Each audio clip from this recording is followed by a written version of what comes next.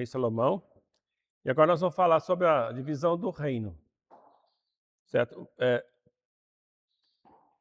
O rei responsável para a divisão do reino, nós podemos dizer assim, responsável imediato foi o rei Roboão, certo? Lembra da falta de sabedoria dele? Lembra como é que foi a questão? Nós podemos aprender uma lição ali, ó. Ele, ele era jovem, um rei jovem, pediu conselhos aos anciãos, e ao invés de seguir o conselho dos anciãos, o que foi? Ele foi aconselhar-se com os jovens da sua idade. Então, aí os jovens da sua idade aconselhou mal, e ele seguiu o conselho dos jovens, certo? Então, aí o reino se dividiu. Só que a gente tem que entender por que faltou sabedoria para Roboão. Porque isso já estava nos planos de Deus. Lembra que Deus falou sobre isso na época de Roboão, na época de Salomão. Foi por causa de Salomão, certo? Porque ele tinha feito lá em relação às tantas mulheres que ele tinha e a idolatria que ele implantou, né, fazendo altares para suas mulheres, assim por diante, para agradar a elas. Então, isso foi o grande problema ali. Então, esse é o pano de fundo aqui. Então, Roboão foi aquele que faltou sabedoria. Então, é muito importante. Nós, quando não sabemos o que fazer, quando nós não temos certeza do que fazer, a melhor coisa que nós temos que fazer é esperar e orar para saber depois o que fazer, certo? Para não ter problema. Então, a gente tem que ter sabedoria, né? E fazendo as coisas não. Então, isso aqui é muito importante. E o conselho das pessoas mais velhas é muito importante. Elas têm uma visão de vida maior, porque elas viveram mais, certo? Não quer dizer que devemos desprezar tudo aquilo que os jovens falam. Às vezes, os jovens podem ter razão, mas a gente tem que ter muito cuidado, então, porque os jovens não viveram tudo, não têm a experiência da vida, e às vezes, por causa das experiências que ele tem, e às vezes tem uma visão muito, muito reduzida ainda nas coisas que ele vai falar. Então, por isso que é importante a gente entender aqui o conselho, seguir o conselho dos mais velhos. Agora, a gente está mais velho, é difícil a gente achar mais velho, né? Então tem que... Mas entre nós, os pares. Hã? O pessoal mais jovem fala que eles não sabem nada, tá tudo atrasado, né? Tem isso, né? Hoje o pessoal tem essa concepção equivocada, né? Não tem como ensinar, né? Tá tudo ultrapassado. A sociedade hoje vem aplicando esse modelo que é errado, está de acordo com a palavra de Deus. Aí eles não querem te ouvir mais, né? Porque de tanto que o pessoal... Porque na verdade isso é para destruir a autoridade, isso aí foi pensado para destruir a autoridade da família, entendeu? Então inculcaram isso nos jovens, certo? Porque a rebeldia sempre existiu nos adolescentes, começando nos adolescentes, na criança, né? Na criança, adolescente, jovens, geralmente quando chega a juventude, já está aquela mais maturidade, né? Já tem uma certa maturidade. Mas, dependendo do que for, esses dias eu estava conversando com o Caliton, pai do Caliton, que ele também chama Caliton, né? Ele estava falando que ele casou com 18 anos. Então, casou com 18 anos, já tinha maturidade para casar, já tinha trabalho, era bem maduro e não teve problema. Ele trabalhava mesmo com 14 anos, já estava trabalhando mesmo. Então, já está maturidade. Então, tem pessoas que amadurecem mais cedo, certo? Então, mas não é regra, não é exceção, não quer dizer que todo mundo tem que ser assim, certo? Mas a vida, às vezes, faz da pessoa amadurecer mais cedo, tá? Entendeu? E a gente tem uma sociedade que, na época da gente, nascia e tinha que trabalhar. Então a gente ajudava os pais da gente desde o início. E quando nós íamos para Uberlândia, eu ia trabalhar, mas o salário era tudo entregue na mão do meu pai. e minha mãe, né? Para eles que tinham dar as prioridades de tudo. Então, hoje não, eu falo que hoje é engraçado. Eu fui um cara que teve que trabalhar para estudar. Se eu quis estudar, da noite, assim. Aí os meus filhos têm que estudar para trabalhar. Então houve uma postergação, né, de responsabilidade, principalmente com os jovens. E nós é pior ainda, né? Até 14 anos não pode trabalhar. Por quê? Assim, não sei. Minha concepção não é, não. Por que? Fizeram a legislação desse jeito. Isso, a gente vê em outras sociedades que não existe isso. Não tem, olha, você tem condições, tem que ajudar. E o próximo jovem de 14 anos, 12 anos, tem condições de ajudar muito. Você colocar um jovem assim para trabalhar na empresa, você Não pode, não. A legislação. Não pode. Tá, 16 anos para cima pode, não, mas como menor aprendiz, né? Mas tem que estar tudo certo. Igual o Davi esse dia falou assim: mamãe, deixa eu passar o dia lá no seu trabalho. Eu falei: não pode. Por quê? Se vir uma fiscalização lá, vai. Não pode.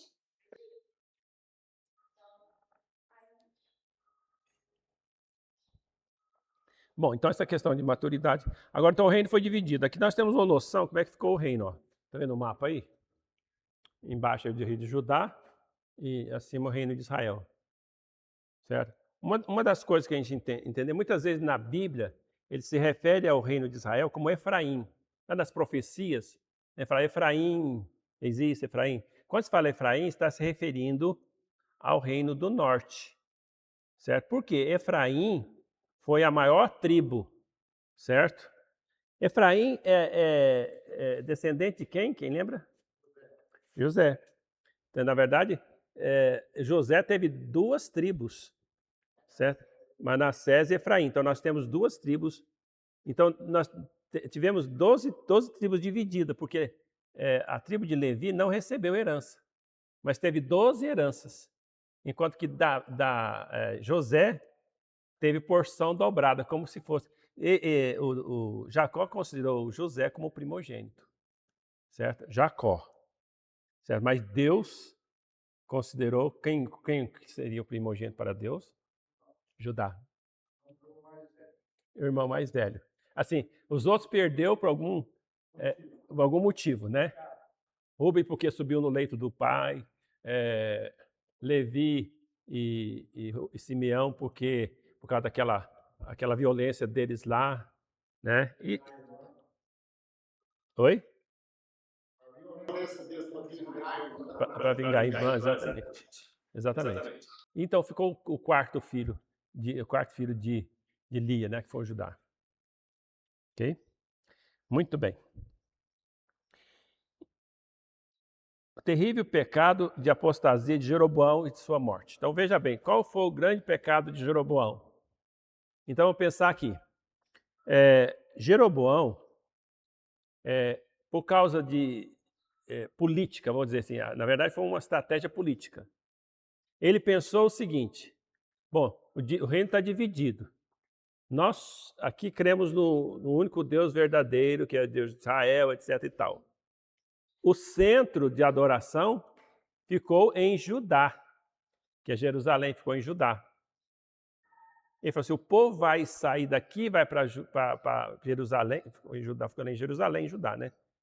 Vai para Jerusalém e eles vão ficar por lá, nós vamos logo, vai esvaziar nosso reino, nós vamos ficar sem ninguém. O que nós fazemos? Vamos então fazer altares aqui e vamos adorar outros deuses, vamos adorar o nosso Deus. A princípio, eles fizeram lá o bezerro, lá fizeram as estátuas, lá fizeram. Esse aqui é o Deus de Israel que tirou da terra do Egito. Quer dizer, já fez errado, fez o simulacro, certo? Fez a imagem, dizendo que era o Deus de Israel, certo? Não que o Deus deles. De Moisés, exatamente. De Arão, vamos falar. De Arão. Exatamente, daí ele fez isso. Então, sempre lá quando você fazia a leitura lá de 1 Reis, 2 Reis, e acho que está em Crônicas, não sei, para assim, e continuar no pecado de Jeroboão. Sempre repete isso. Mas o rei foi bom, mas continuou, aliás, na verdade, não teve em Israel, não teve um rei bom, né?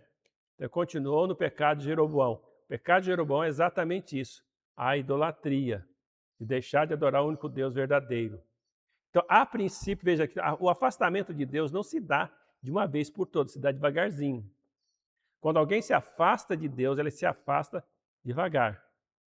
Primeiramente, ele deixa de orar, depois deixa de ler a Bíblia, mas continua vindo na igreja. Aí começa a ficar desinteressante, a igreja já não gosta de ouvir, e depois começa já a faltar num culto, faltar no outro, até que finalmente afasta completamente. Se não houver arrependimento nesse intervalo, né? Se não houver realmente a conscientização de que está longe de Deus. A pessoa afasta, certo? E isso acontece. Então, veja, Jeroboão, então, ele entrou em acordo com os chefes, então ele não fez sozinho.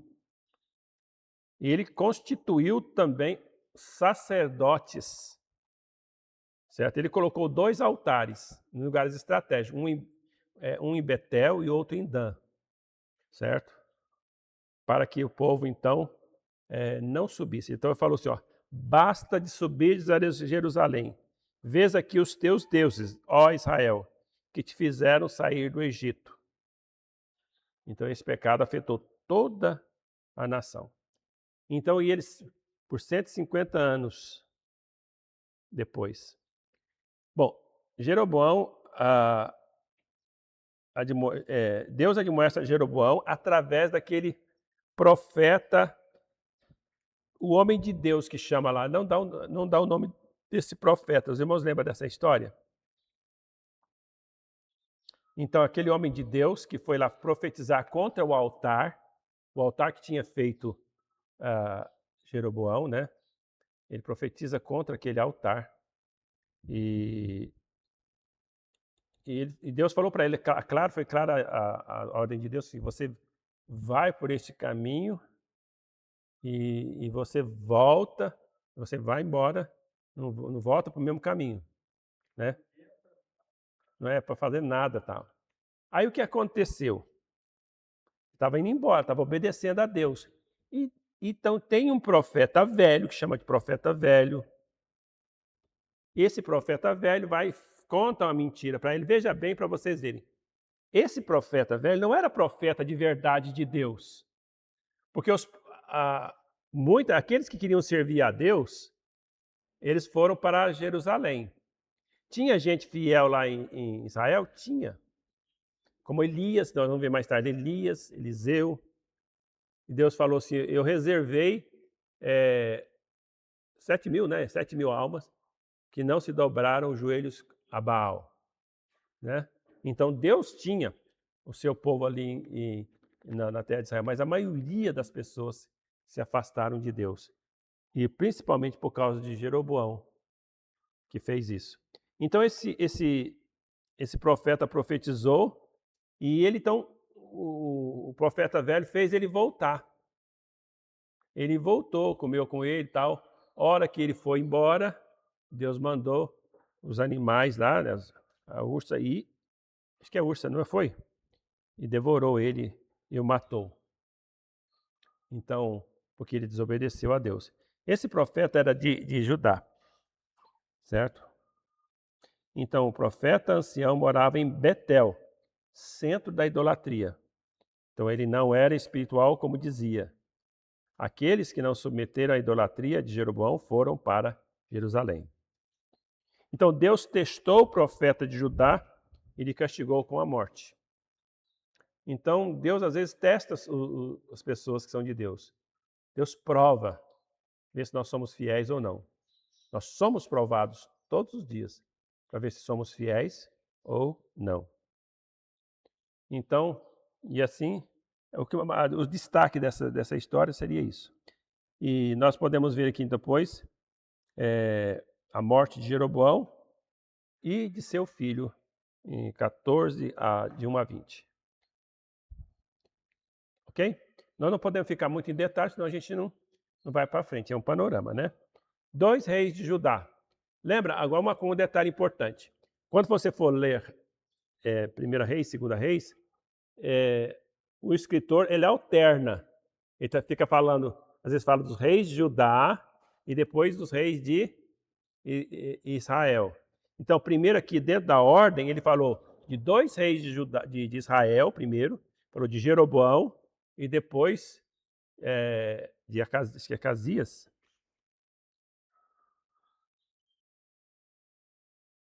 Eu acho que é.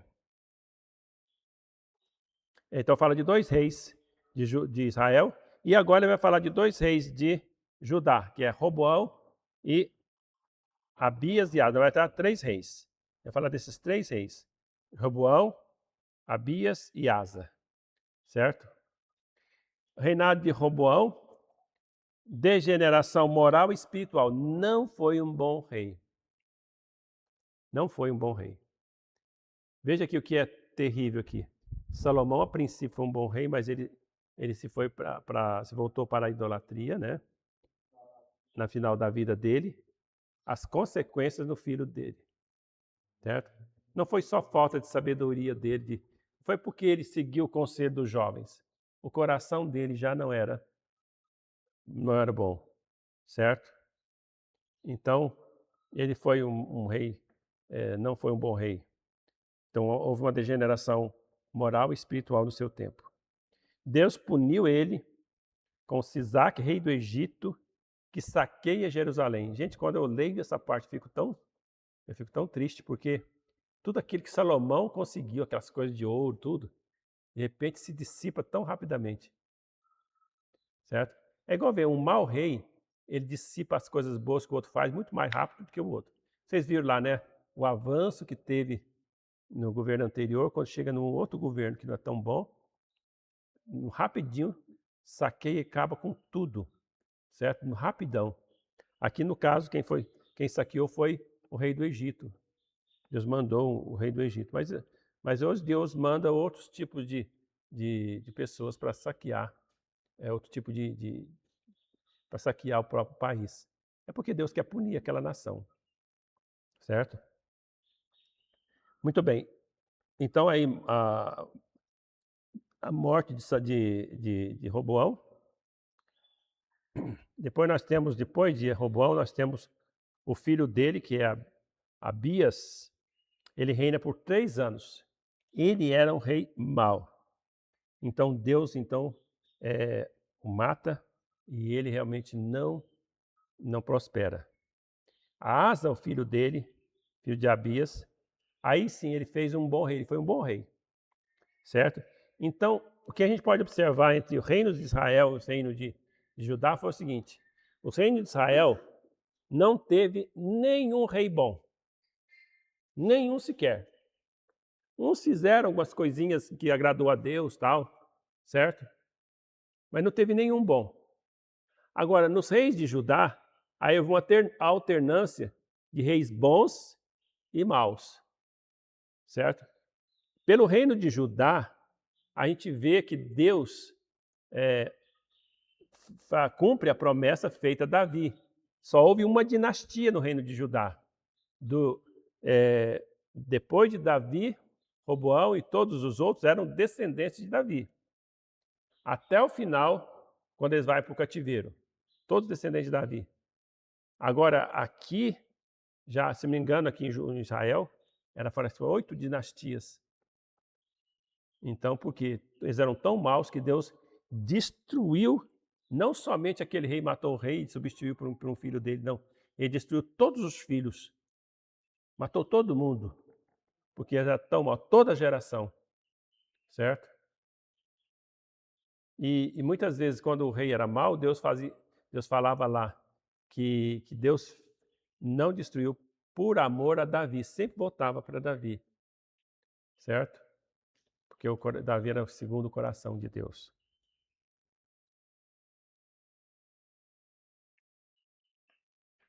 Rei de Israel, do norte, e o fim da primeira dinastia.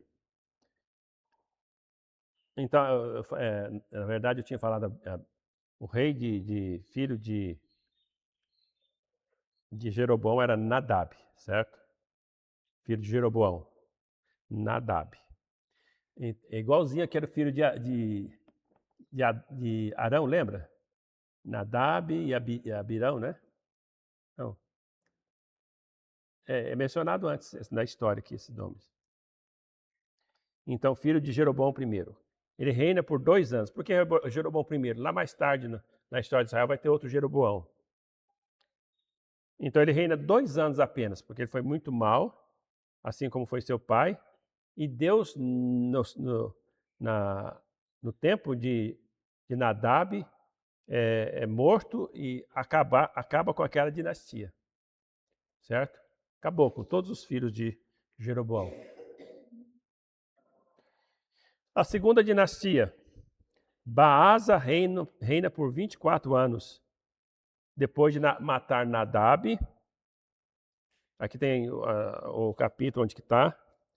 Deus usou Baasa para executar a sentença de condenação. Então aqui, olha, Baasa, mesmo sendo um homem de Deus, Deus usou ele para cumprir a sua palavra. Deus usa o ímpio para cumprir a sua palavra. Se Deus quer punir, por exemplo, um país, ele usa o ímpio para poder realmente fazer um péssimo reino, né? Ou um péssimo governo. Hoje nós temos governo. Então Deus usa o ímpio, certo? Quando ele quer trazer juízo para a nação. Então Deus continua sendo soberano, viu, gente? Deus continua sendo soberano. Então a gente não pode esquecer disso, porque senão a gente vai ficar revoltado contra o governo, vamos ficar isso, vamos ficar aquilo, vamos ter aquele discurso de ódio. Não devemos entrar na mesma coisa que os outros demais. Não tem que ficar odiando, porque as pessoas que não são, não têm a mesma posição política que nós, precisam de Jesus Cristo. Porque a única solução aqui é Jesus Cristo. Certo? Então, se eu tratar eles com ódio, com tudo, eu não vou ganhar eles, eles vão fechar a porta. Certo? Já é difícil por causa da posição que eles têm em relação, mas Deus pode tocar no coração deles. Deus, quando quer salvar, Ele salva. Certo? Então, isso é importante. Então, Deus pode fazer com que a pessoa pense, porque se a pessoa começar a raciocinar, ele vai ver, ele vai entender. Certo? Então, Deus usou Baasa para sua sentença de condenação contra Jeroboão. Porém, Baasa seguiu os mesmos caminhos criminosos de Jeroboão. Por isso, ele foi igualmente condenado. Então aí, Elá, filho de Baasa, reinou por 2 anos em Israel e foi morto, terminando assim a segunda dinastia. Os irmãos estão vendo aqui, ó, a dinastia, a primeira e a segunda, foi apenas 2 reis. Porque eles foram maus. A terceira dinastia, Zinri, assassinou Elá e reinou iniquamente. Agora veja quanto tempo ele reinou. Por 1 semana. E se suicidou sem deixar filhos para reinar em seu lugar. 1 semana.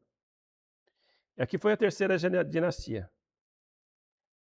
E agora a quarta dinastia, reinados de Omri, Acabe e Acasias. Aí vai até o final do livro com essa quarta dinastia. Certo? Omri era um soldado, né, de Israel. E Deus ungiu ele.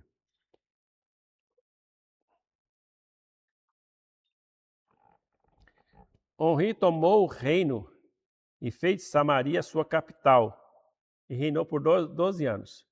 Então aqui é quando Samaria se torna a capital do reino de Israel. Ok?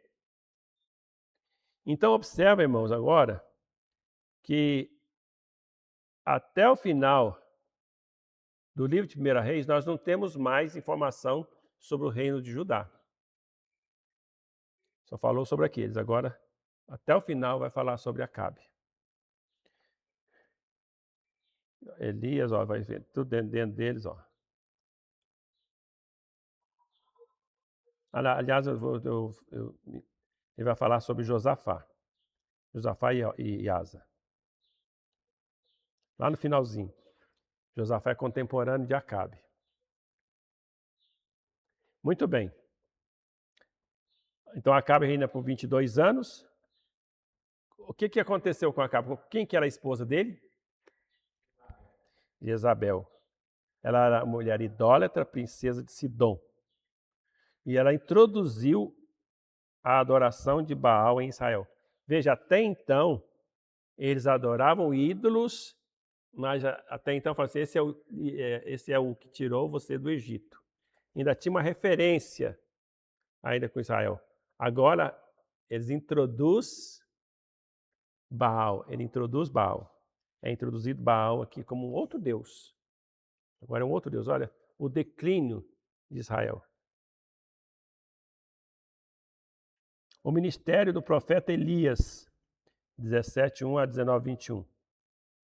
Então nós temos dentro dessa história o ministério do profeta Elias. Elias predisse a seca e que não choveria durante 3 anos e meio, e não choveu 3 anos e meio. Isso é mencionado lá no Novo Testamento, Elias, quando fala da fé, né? Elias, pela fé, então, ele falou que profetizou que não ia chover durante 3 anos e meio e não choveu. Depois ele falou que ia chover e choveu. Então foi isso. Então, dentro dessa história aqui, 3 anos e meio, imagina 3 anos e meio sem fazer colheita. 3 anos sem chuva. Então, vamos dizer, 3 anos e meio sem chuva.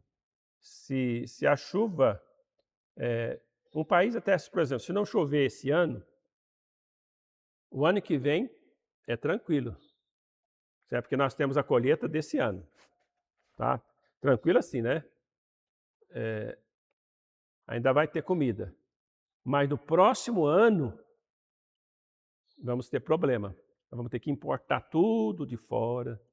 Aí vai ser complicado. E no outro ano? Entendeu? E no outro? Não vai ter nem dinheiro para comprar. Então a pobreza vai ser muito grande. Porque tudo que vai fazer, as indústrias precisam de água. Certo? Todas as indústrias precisam de água. 3 anos e meio dá para secar muitos rios. Certo? Então isso é sério. Então trouxe miséria ao povo de Israel naquele tempo. Quando Elias encontra com Acabe, já nesse tempo, ele fala assim, és tu, Elias, o perturbador de Israel? Veja que ele responsabiliza Elias. Daí Elias responde adequadamente, eu não sou o perturbador de Israel, mas você é o perturbador, porque você levou o povo a adorar outros deuses. Então, muitas vezes, é isso que acontece. Para o outro, para isso, o povo acreditar. A mentira, né? A mentira é a base. Quando a mentira é a base do governo, coitado do reino. Coitado daquele governo. E coitado do povo, principalmente. E pior aqueles que acreditam, né? Aqueles que acreditam são totalmente tapados, são totalmente cegos. Mas quem cega eles? Deus é soberano, quem cega? Não, eu uso o governo, mas quem que cega? É o próprio Deus. Certo? Quantos não conseguiram sair, conseguiram enxergar? E saíram. É a mesma coisa. Certo? Então é a mesma coisa que Acabe, ele fez exatamente a mesma coisa. Ele falava que o problema era Elias. E perseguiu Elias, todos os seus soldados, empreendeu para buscar Elias em tudo qualquer lugar. Deus não permitiu que ele fosse encontrado. Deus sustenta Elias no meio primeiramente usando os corvos e um riacho, lá em 17, 2 a 7. Veja aqui, olha, sustentado por corvos. É normal isso? Os corvos todo dia já vem cá, ó. Eu sou sua comida. né? Ou estão trazendo comida para ele, não sei como é que Deus fazia ali. Sustentado por corvos. E estava à beira de um riacho, aquele riacho não secou. Depois disso, irmãos, ele foi sustentado por uma viúva, chama viúva de Sereptá. Então, que manteve vivo por um milagre do Senhor. Então, quando o Senhor se referiu a essa viúva, em Lucas 4, 25 a 60, vamos ler lá. O Senhor Jesus falou sobre ela. Abre lá para nós. Lucas 4, 25 a 26. Não é 60 não, viu, irmãos? Ficou um zero a mais aí que não... Eu ia fechar o parênteses e... 25 e 26.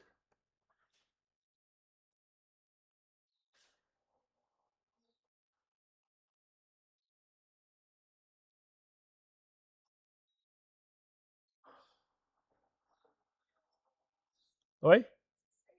Lucas 4. 25 e 26. 4, 25 e 26.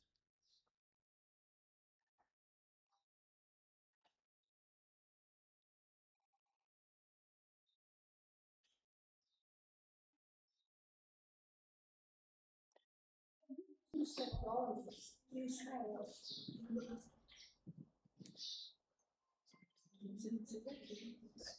Na verdade, vos digo que muitas viúvas havia em Israel no tempo de Elias, quando o céu se fechou por 3 anos e 6 meses, com uma grande fome em toda a terra. E nenhuma delas foi Elias enviado, senão uma viúva de Sarepta, de Sidom. Havia também muitos leprosos em Israel nos dias do profeta Eliseu. Nenhum deles foi purificado, senão Naamã o sírio. Bom, essa segunda parte pode deixar. Então, a primeira parte fala assim, havia muitas viúvas lá de Israel. Só que Deus escolheu uma estrangeira para sustentá-lo. E Deus fez um milagre lá, né? Então, aquele azeite nunca acabava, certo? Então, era um milagre. Então, o que aconteceu durante esses 3 anos e meio? Deus ela sustentou Elias e Deus a sustentou e sustentou a sua família. Tá? Então, será que Deus não quis usar nenhuma viúva de Israel? Será que Israel ele não encontrou nenhuma viúva que fosse fiel? Talvez, né? Não sei. O autor que fala que sim. Uma estrangeira fiel era preferível que uma mulher do povo escolhido, mas destituída de fé no Senhor. Bom, o filho da viúva é ressuscitado mediante a oração de Elias. Os irmãos lembram dessa história? É interessante essa história. Os irmãos devem lembrar aqui que ele se estende sobre a criança. É interessante você pensar, se estender, porque ele era maior que ela, a criança era menor. Ele fica por cima da criança. A gente vê assim, como é que aconteceu isso? É uma forma que Deus quis que ele fizesse. Não sabemos por que isso, certo? Então,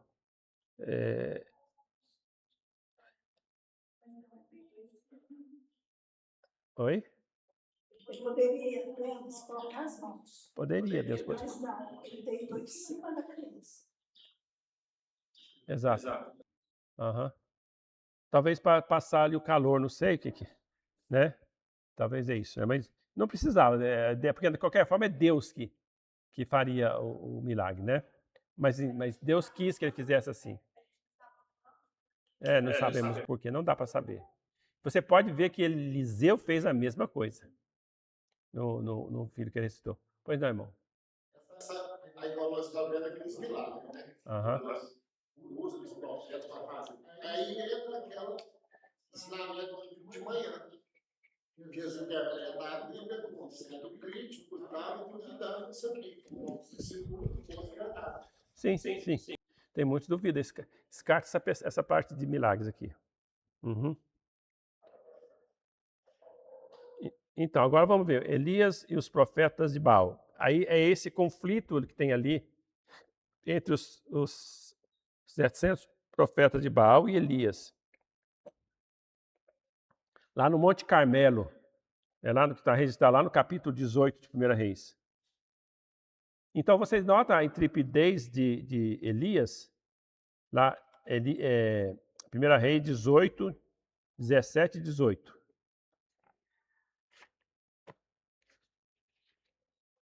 Primeiro Reis, 17 e 18.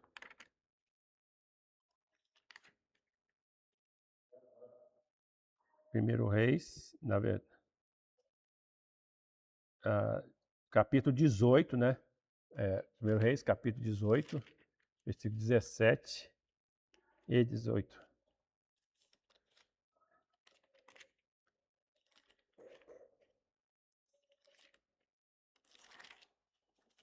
Ninguém achou, não? Vendo Acabe, Elias disse: Acabe, és tu o perturbador de Israel? Então disse ele: eu não tenho perturbado a Israel, mas tu e a casa de teu pai, porque deixaste os mandamentos do Senhor e seguiste a Balaim. Agora, pois, envia, ajunta a mim todo o Israel no Monte Carmelo, como também os 450 profetas de Baal e os 400 profetas de Azera, que comem da mesa de Jezabel. Ok. 400 e 400, né? 450, quase 1000, né? Quase 100. 850. Então, profetas de Baal e de Acera. Então, veja que ele conta com Elias, com Acabe, e desafia, faz esse desafio. Veja a fé de Elias e o zelo pelo Senhor. Veja que a fé dele, ele falou assim, olha, Elias tinha certeza de que Baal não era Deus e que Baal não iria responder. Porque o desafio foi assim, nós vamos fazer aqui um altar, fazer o holocausto, só que nós não vamos colocar fogo. Nós vamos orar para Deus colocar fogo. Vocês vão orar para o seu Deus e eu vou orar para o meu Deus. Aqui mostra uma fé muito grande. Eu tenho que ter fé que o Deus deles não era Deus e que o meu Deus é Deus. Certo? E que Deus queria que eu fizesse isso. Certo? Se eu fizer uma coisa semelhante hoje, semelhante a isso, Deus não vai fazer isso hoje, porque isso não tem procedência. Mas se for um caso, certo, que Deus, que há necessidade de fazer um milagre, ele faz sim, ele pode fazer.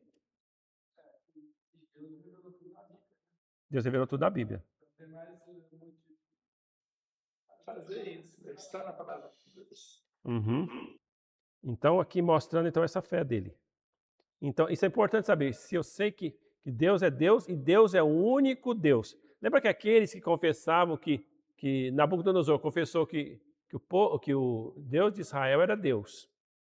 Por que às vezes eu não tenho certeza, não posso ter certeza que Nabucodonosor foi convertido? Porque não era somente confessar que o Deus de Israel era Deus. E que ele era poderoso e maior que os outros deuses. Eu tinha que saber que não havia nenhum outro Deus. Abandonar todos os outros. É só assim eu saberia que houve uma conversão verdadeira. Então, olha, Deus é Deus, eu sei que Deus de Israel é Deus. Mas aí às vezes fala assim, bom, o Deus Baal também é Deus. Não, igual quando Paulo estava pregando lá em Atenas, em Atenas, né? Estava pregando lá em Atenas, tinha vários altares para vários deuses. E estava lá um altar para um Deus desconhecido. Paulo pregou para aquele Deus desconhecido, que aquele que estava pregando era o Deus desconhecido.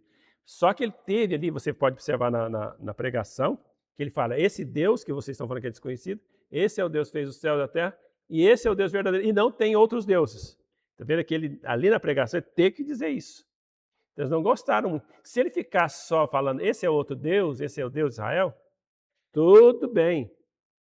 Mas quando ele fala assim, seu Deus não é Deus. Certo? Igual quando a gente fala assim para um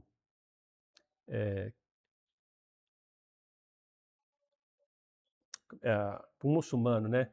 Assim, que o Deus deles não é Deus, eles vão ficar muito, muito bravos. Mas a mesma coisa eles falam, que nosso Deus não é Deus. E sim, é o Deus deles.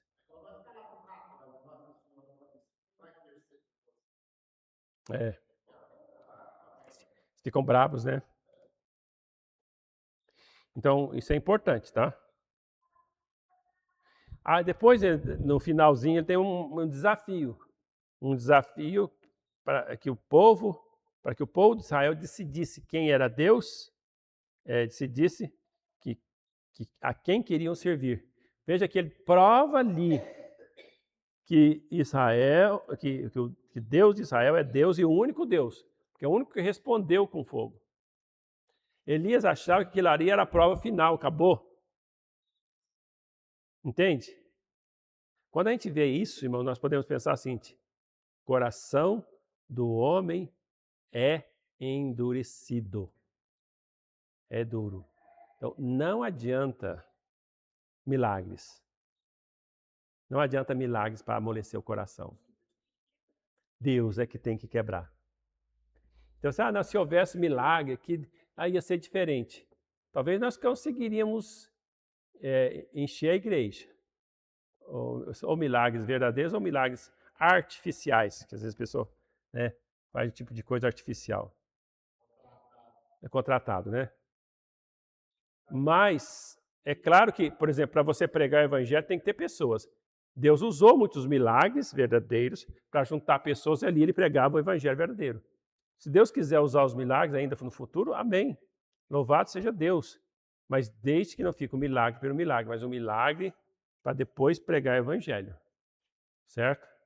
E veja aqueles que presenciaram o milagre que Jesus fez a multiplicação dos pães. Eles queriam seguir Jesus. Mas aí Jesus falou assim, por que vocês estão querendo me seguir? Vocês estão querendo me seguir porque vocês querem comer de graça.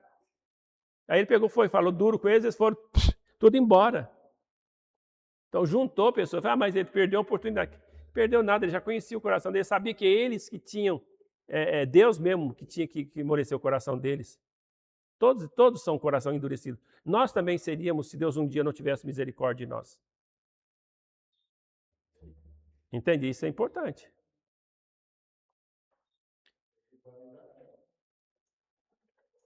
Por isso, irmãos, não podemos julgar a pessoa que às vezes mantém-se endurecido. A gente tem que orar. Quebra o coração. Você já ouviu tanto, não é possível. É impossível para ele. É impossível para aquela pessoa. Deus é que quebra o coração. Eu tenho que orar. É o nosso tempo. Ele é o tempo de Deus. Mas eu tenho que continuar fazendo a minha parte, tenho que continuar pregando, fazendo o que eu posso. E orando, principalmente. Então, às vezes eu não posso fazer mais nada do que orar. Mas eu tenho que fazer. Certo? Só sei que não é da vontade de Deus a salvação da pessoa se ela morrer sem Cristo. Morreu, não teve oportunidade, aí, infelizmente, foi para o inferno. Né? Mas, até então, Deus pode quebrar o coração de tais pessoas e devorar. Isso é importante. Então, Nabucodonosor não foi salvo. Não sabemos, irmão. Ele faz uma confissão interessante, principalmente lá no capítulo 4. Né? Mas, assim... Você abandonou os outros deuses. Exato. Porque às vezes as pessoas falam, eu acredito, fala tudo certinho. Quem está vindo aqui conosco vai aprendendo. E fala tudo dentro da palavra, dentro da Bíblia. Mas e o coração? Está dentro do coração, né? É esse que é difícil. É por isso que a gente não pode julgar, né? Nós sabemos o coração, o seu coração. Então, quem está julgando, quer dizer, julgando a coisa que nós sabemos. Seria interessante a gente fazer uma leitura lá, né, de novo, para poder, na hora que nós estiver lá, nós fazer essa leitura, né, para a gente ver. Nós vamos saber direito. Então, mas assim, eu não me lembro, né, quando eu fiz a leitura, eu não lembro de ter confessado que Deus era o único Deus que os demais não são. Mas ele faz... Mas assim, mas é muito interessante aquela confissão que ele faz no capítulo 4. Se a gente fosse entrar nessa, comentou, né? Saul. Quer Saul também fez. Saul sim, é ungido, né? Mas Então, deixa no ar também, né? Não sabemos. então são duas coisas que eu tenho dúvida sobre Saul igual Nabucodonosor. Porque ele foi até, virou até bicho lá, né? Então são coisas assim que a gente fica, será como foi? Saúl, mas a primeira dessa coisa. Saul é mais complicado. É complicado. Saúl talvez seja, irmã. É o que talvez seja. Agora, assim, mas ele foi possesso? Mas será que era possessão? Eu não acredito que aquilo foi possessão, irmã. Aquilo lá foi uma obsessão. Obsessão. E obsessão é se um verdadeiro cristão se afasta de Deus, tal, ele pode ficar obcecado por alguma coisa. Uma opressão, mais do que opressão, né? É opressão também. Opressão e obsessão. Então, às vezes pode sim. Então, eu conheci irmãos, que eu acredito que sejam irmãos, por exemplo, que era não vou falar o nome que vocês conhecem, não, que foi antigamente era membro aqui, que era obcecado com o ciúme da esposa.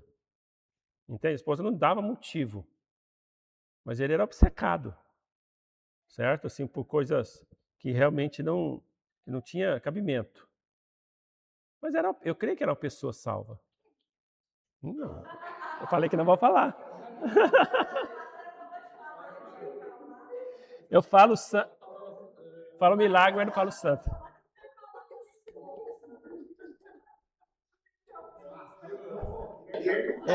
Essa pessoa não está mais entre nós, viu, gente? Ele já se foi. Vamos lá. Bom, então assim, era irmão em Cristo. Entende? Era irmão em Cristo. E eu sei que porque eu trabalhei muitos anos com ele, então, só que ele tinha esse problema. Certo? A esquizofrenia.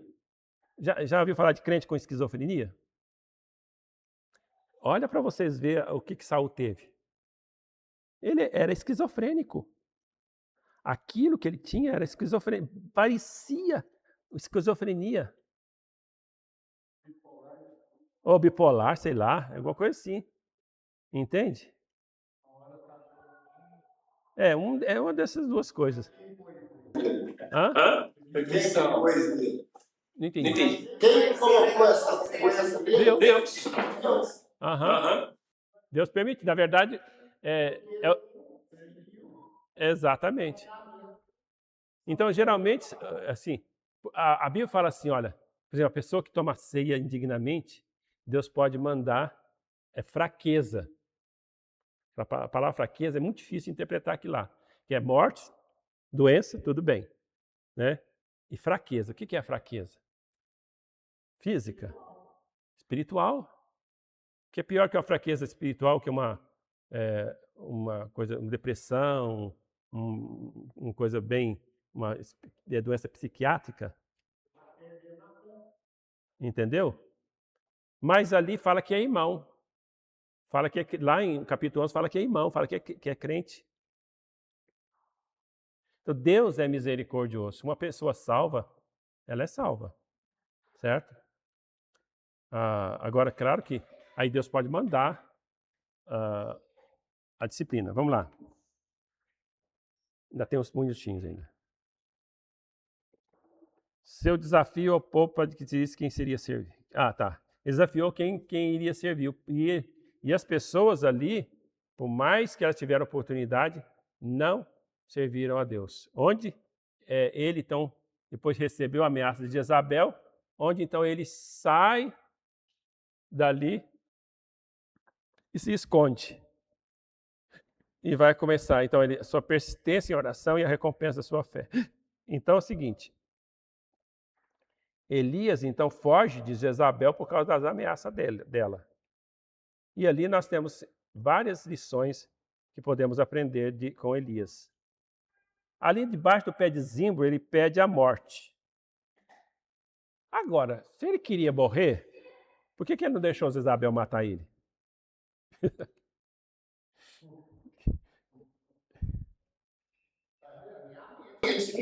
Estava em depressão. Entende? Será que ele estava em depressão ou estava só... Então, ali é um caso assim, muitas pessoas falam, ele teve depressão, certo? Mas talvez hoje se dá um nome a pessoa que fica cansado, como é que é o... Burnout, como é que é? Como é que chama? Burnout, talvez seja isso que ele teve. Porque vocês verem ali, irmãos, ele estava cansado fisicamente e exausto.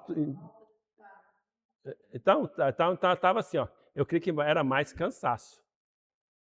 Entende? Espiritual e carnal. Igual não está no coração. E a falta de vitamina faz E a falta de vitamina põe a pessoa fraquinha. Eles têm que cuidar. Então, e na verdade que... Não, né? As pessoas tomavam muito sol, né? A vitamina D. Hoje em dia, a gente não toma sol. Naquele tempo as pessoas trabalhavam no sol. É verdade, existia. E é interessante, quem trata dele é Deus. Então, se a pessoa tem vida espiritual, às vezes nem precisa de psicólogo, psiquiatra. Às vezes, se voltar-se para Deus e buscar Deus, Deus trata. Não, às vezes... Não, irmã. Não, sim, irmã. Eu estou com falta de vitamina. Sim. Mas o problema é físico, né, irmã? É física. O problema é físico. Tem que ser espiritual. O que Quando é físico... Tem casos que não tem necessidade. Eu falo assim, quando o caso é psicológico, às vezes... Dois tipos de depressão. Uma que vem, passa, e a outra precisa fazer um tratamento. Porque o pastor até falou no passado que tem casos que precisam, sim, da ajuda de médico. Não, tem casos... Daniel cresceu esse tempo aí. O que foi? Foi o termo. O que nós descobrimos depois? Falta de vitamina. Tomou vitamina, não vou trabalhar para normal. Claro que ele ora, os cabelos, ele não para da igreja. Mas meus filhos nunca deixou de orar e buscar Deus. Mesmo onde eles estão. Aí, Deus, ele sabe, eu não posso falar por eles. Caso aí, eu entendo sério, porque muitas igrejas falam que isso aí é o demônio, que isso aí é não sei o quê, e fica aquela anarquia, quando você vê a pessoa até morre, suicida. Tem que ter. Está crescendo, pronto. Tem que ter esse discernimento, sim, certo? Porque, mas assim, eu estou falando de Elias aqui, no caso dele não precisou, certo? Também nem tinha, acho, também nesse tempo, né? Então, Deus tratou dele, né? Deus tratou dele. Mas por que ele precisava de um discernimento melhor?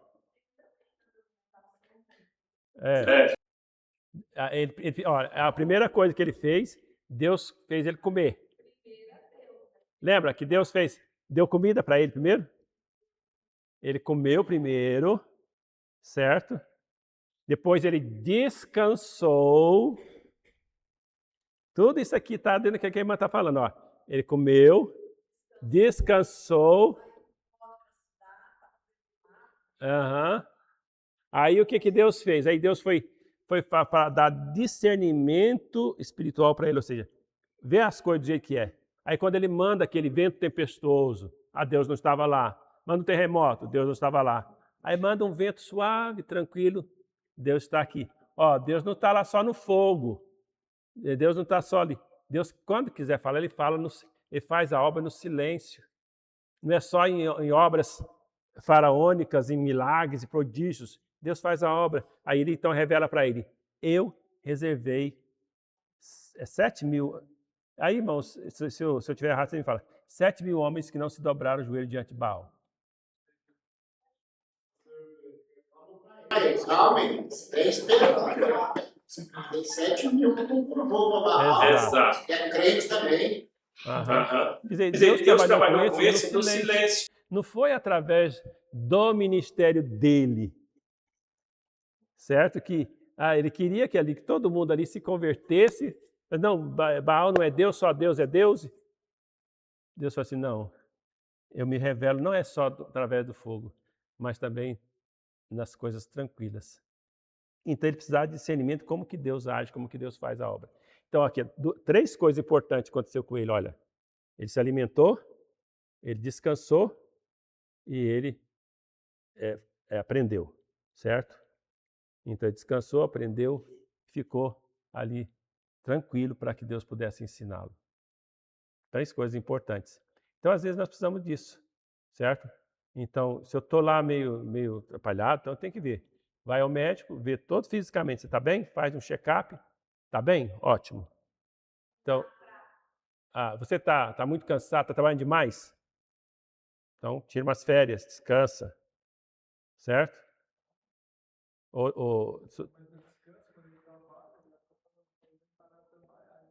Tira as férias, né? Tem todo... Quando eu trabalho, e ela quer que eu pare, então eu paro de divertir. Entendeu? Ele falou assim que ele diverte quando ele trabalha. Descansa, né? Também. Se não é estressante o trabalho, certo? Mas, muito bem, então esse aí é o que nós podemos ver até aqui, tá? Semana que vem nós vamos encerrar, se Deus quiser. Se Deus quiser não, nós temos que encerrar, mesmo que a gente corre mais. Muito bem, vamos encerrar por aqui. Só falando o seguinte, faz parte da experiência frequente dos servos de Deus, que depois de uma grande vitória e por causa do cansaço sobrevém a tentação. E isso aconteceu com o Senhor Jesus Cristo. Olha, ele está tão pegado a Deus, tão próximo de Deus, e quando ele sai de lá, daqueles 40 dias de proximidade com Deus, ele é tentado e provado. Mas ele venceu com a palavra de Deus. Ele venceu. Tá? Então, meus irmãos, nós como crentes não podemos descuidar do nosso corpo, da nossa mente e da nossa vida espiritual. Não podemos descuidar. 3 coisas importantes. Amém? Louvado seja o teu nome, Senhor. Nós te agradecemos por todas as bênçãos que nós podemos ver aqui na tua palavra, Senhor. Nós te louvamos e agradecemos em nome de Jesus. Amém e amém.